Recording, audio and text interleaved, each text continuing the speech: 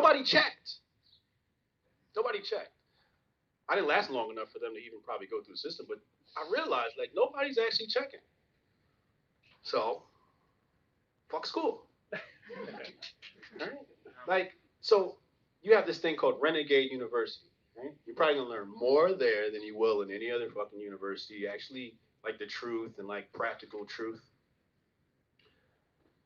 So it's like, why don't we just start lying? Like we don't have to comply with the system. Like when you apply for the job, write Renegade University on there. Now it might not be the best name for a resume, but I think we need to start popping up dummy institutions because nobody fucking checks, and people will just you might get somebody to check a website, right? You can easy as hell to just pop up a dummy website and make it look like an official university. Nobody's really going and saying, hey, what's the campus like and all that stuff.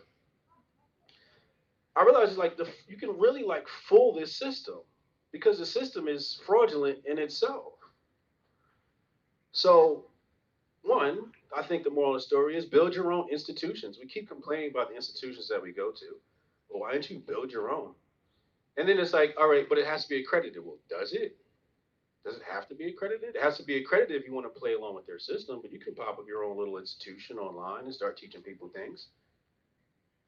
And then put it on the resume. Nobody's going to check anyway. Right? You start building your own system outside of their system and make their system obsolete. K through 12. K through 12 is garbage too. Start your own schools. Right? Now they're going to, obviously the law is going to say, hey, I'm a communist and you can't do that. So homeschool. Right? I think we need to start taking that like really serious. The problem with K through 12 is they're conditioning your kids. It's not the curriculum and the schoolwork, although that stuff's bullshit too. The problem is the culture that they're giving your children. The culture that they're giving your children is like poisonous, it's anti-family, it's anti-men. My son went to school. I sent him to a nice charter school where not a lot of white people go, not a lot of black people go. It's a lot of like Indians and Jews, so I know they're getting a good education. So they go there and the teacher's saying some shit like about, female rights or some shit like that. My son's like, what about men's rights? And then he had this conversation with a teacher last year, and she didn't like it too much. He ran circles around her. He's my little philosophical student, my apprentice. So he ran circles around her, and she got upset. It's not that hard to outsmart these teachers in these schools. If they were smart, they wouldn't be teachers in these schools. Then this year, I had a different teacher. Same thing came up. Ran circles around her ass, too. Then Trump. I remember when Trump was elected, my kids came home, they were all sad and shit like that. And I was like, what's wrong? Oh, everybody's upset because of Trump. So I had to give them the Trump red pill. All these people are stupid, they're just scared. And I gave them the whole Yuri Bezimov video and all of that. My kids are super red pill. My family, we're hanging out and people are like, oh my God, Trump. My son looks at me, he's like, Grandma stupid. But I'm done, but that's the moral story, right? Like the truncated version of this speech is fuck school, man. Like build your own institutions, especially like postgraduate. Also, like get real skills. Like my daughter, she's gonna graduate from high school next year. I'm putting her in. She's gonna learn how to use a sewing machine. Before we send her off to college, if she does go to college, she doesn't even really want to go to college. She gets all A's, but I think we need to get back to real skills. Can you fix a car? Aerospace, right? Like working on engines, whatever it may be. Like we need to get back to HVAC, and because once you know how to do that stuff, like for example, the guys that really get huge and flipping houses are construction guys. They cut out an expense. You the guy that doesn't know how to fucking fix a toilet. Come on, Chad, come up here. I'm done talking to you. I'll talk all day. Chad, get your ass up here, Chad. Dad. Yeah, come on. Let's get this started. I'll ramble all day. But yeah, the moral of the story is, man, it's like make the system obsolete. You don't have to follow the rules. I never followed the rules, and I got like super successful, man. So yeah, that's the moral story is fuck school, except for universities of renegades. Thank you.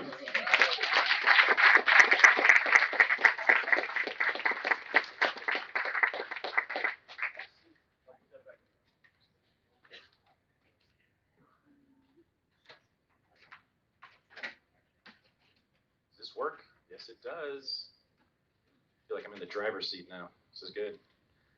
Podcasting chair is my most comfortable chair. Oop. That's your. Oh, took my wallet. No, it's just for the look. You don't want. They're not. Yo, you're right. No, see, good. They're not paying me. Marketing, marketer, branding. This guy. This is the guy right here. Yeah. That's Well, what I do for a living. I forgot one announcement earlier. Paloma Verde, our sponsor, for now almost a year and a half now. They're not here. They were going to be here because they had a baby yesterday. Oh wow. Carlos and Vanessa, they didn't tell me the gender of the baby, knowing that I'm a social constructionist. But they did promise that they would allow the baby to name itself and to give itself a gender. So, which I find to be stupid. All right, now, no, they didn't actually say any of that. What's up, Jesus? Yeah. Do you want to talk about black people? No. Good. Okay. Want to talk about white people? Well, so he's been telling me that he's much more busy studying white people, and I said that's a good idea because they have all the power. We got to talk about black people though, because that's Let's do it. because you're obligated to do that given your skin color. So Yes, Massa. that's right. It's about time. By the way, not only did I get a cookout pass from this guy, guess what? The highlight of my life was achieved just last week when he called me the N-word. White people is niggas too. No, one white person. So, if you know anything about me, you know that I can now die happy. I mean, I'm good now. It's like there's the birth of my son, my PhD, 3 books, renegade. No, calling a nigga, that's the shit. We live for that. We live for that. You know that, white boys. So, yeah, raise your hand if you ever want to be called a nigga. Come on, you know it. My niggas. Dave Chappelle was right. So, African Americans, they're now called, are resisting the vaccination at higher rates than any other social group in our country, pretty much, I guess, except for Trump voters. But I think maybe even maybe even higher than Trump voters, because in New York City we saw that stat a couple months ago. Like, what was it? 28% of black people in New York City under the age of 44, or something like that, had been vaccinated. And of course, all the talk is about how Trump people and Republicans aren't getting vaccinated. All these, what are they called? What are they called? Deplorables. Thank you. Deplorables are the ones, but it's actually black people, I would say, are leading the resistance. Yeah. They're leading the resistance, except it's not called that. Now, it's occurred to me just recently that shouldn't this be considered part of the long, I consider to be glorious tradition of black resistance to cultural conformity, to state coercion, having your beautiful human body not covered by a mask, and not letting the government put what might or might not be a syphilis experiment inside your bloodstream, right?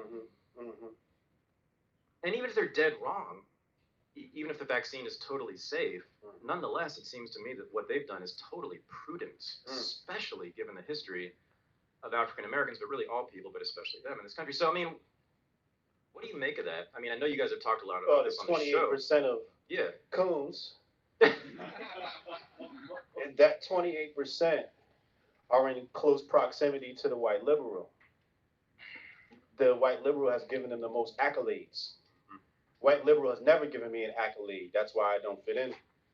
I didn't fit in corporate America. I didn't fit in high school. I didn't fit in the colleges for the time that I did spend there selling weed. I didn't fit in.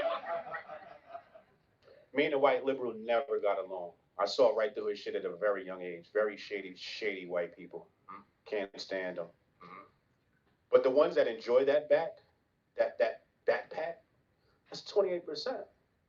And they believe everything they hear from the white liberal. Now, all vaccines are bad. All. Uh-oh. All. I told you there would be some disagreement today. All vaccines are bad. Don't put this on YouTube, by the way. Your channel gonna be gone. Okay. polio was a lie. Smallpox was a lie. Y'all know about the swine flu in 1976 so-called epidemic? Nope. You know about that? Which epidemic? 1976. Swine flu. No. Swine flu of 76, what happened? A couple of folks on a military base got sick with the swine flu. Dr. Fauci got on TV and told everybody to tell Biden. Obviously, it wasn't 1976, but the powers that be said, hey, we got to mandate vaccines. Everybody go out and get vaccinated. Turns out there was no outbreak, and a whole lot of people got damaged by the vaccine back then. Go look at the debacle with the swine flu in 1976.